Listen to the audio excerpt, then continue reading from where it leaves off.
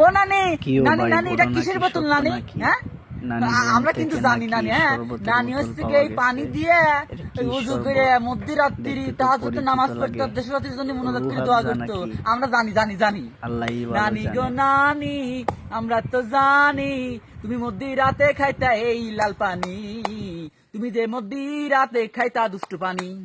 কি মনে করছো আমরা বুঝি না? আমরা জানি জানি জানি সবকিছু জানি। ছোটবেলায় আমাদের মা খাওয়াইছিল সুজি, আমরা সবকিছু বুঝি। হ্যাঁ তোমাদের আমার কি মনে হয় আমরা বোকা চন্দ্র? হ্যাঁ আমরা অতটাও বোকা না।